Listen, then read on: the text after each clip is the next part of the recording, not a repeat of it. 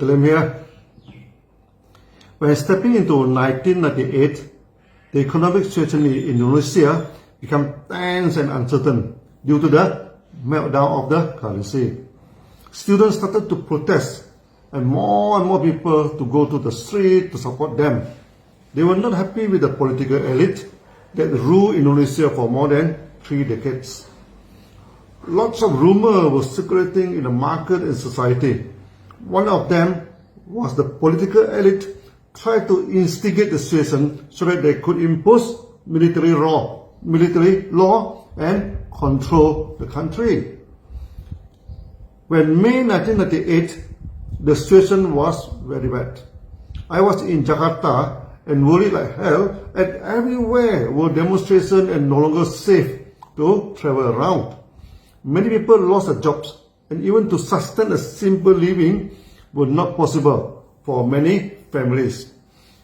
Those monetary hackers and big sharks have no sympathy for them and continue to hack the currency. Then something very tragic happened.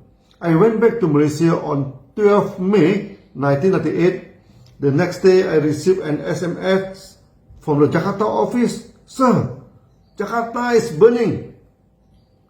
Before this, 6 students were shot dead during the demonstration. Who shot them, nobody knew. But the rumor pointed to the instigator mobilized by the political elite. Immediately people were angry and mass gathered in the street to protest. Then the situation was out of control. The mob started to attack and ransack the shops and set fire on them. In the morning of 13 May 1998, many locals were advising the office that riots had broken out and better for the staff to go home. Some of them even offered help to send the staff off, especially for the lady staff. Beside the action office was a common market where many small stores were selling clothes and day-to-day essentials. Then looting and fire erupted. The mob started to set fire on everywhere. Many DXN members were gathered around the office and formed a human wall to prevent the mobs from burning down the office. Their courageous action moved me to this day. They were true DXN free men, never blinking the eyes, even facing the danger. The burning stopped right beside the office. Other than a few glass windows were smashed by some mob throwing the stone, basically the office of DXN was intact, thanks to the bravery of our members who stood firm against the mobs. Even the newspaper in Malaysia covered the news in the front page with a huge title, Jakarta is burning. The extent of damage was beyond imagination. There were mass looting, killing and raping. Indonesia fell into anarchy and the whole nation was broken into pieces. The Malaysian person in charge we sent to Indonesia had to hide in the car while our local Indonesian staff sent him to the airport.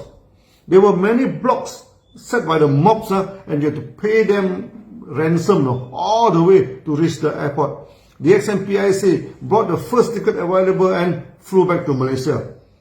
I contacted the office in Jakarta and all were confused and did not know what to do.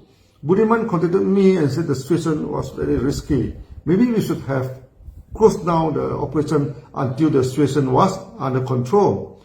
I told Budiman, the riot had just started and would become worse and worse. It may take a few months before the trials ends. If we stop operation, that might be the end of the DXN. For an MIM company, stop operation will always cease either.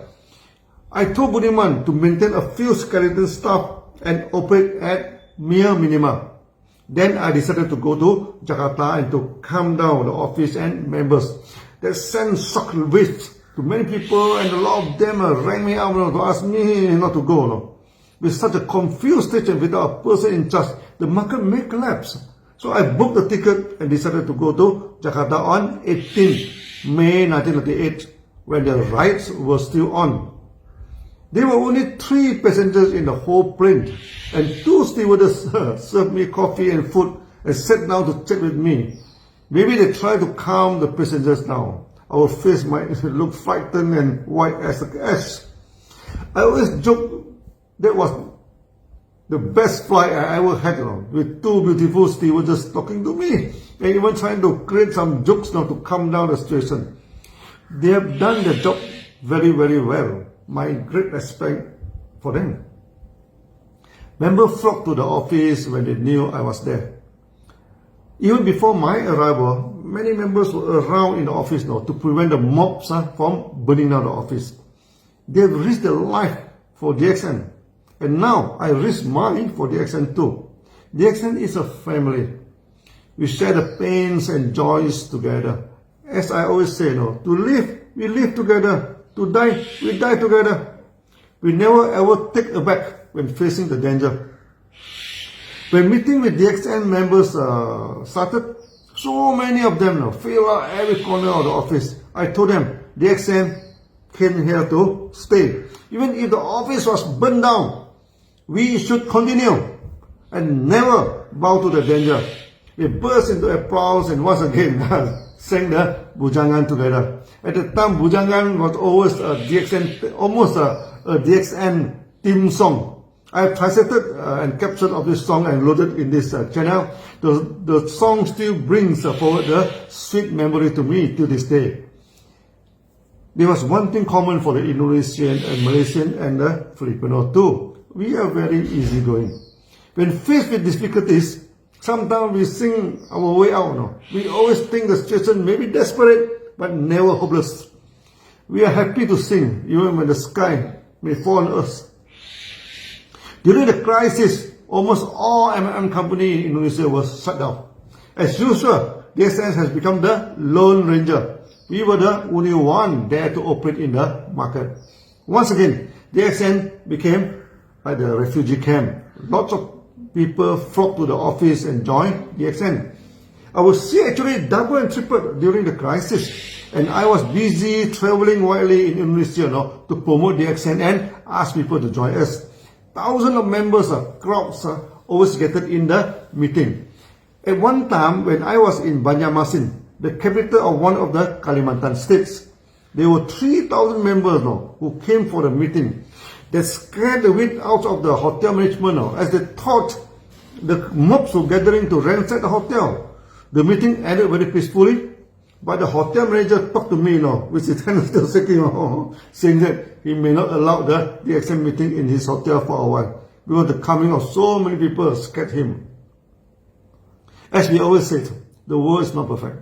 Even DXN is doing the business peacefully and we never attack or criticize other companies. Very soon, DXN become the subject of jealousy in Indonesia.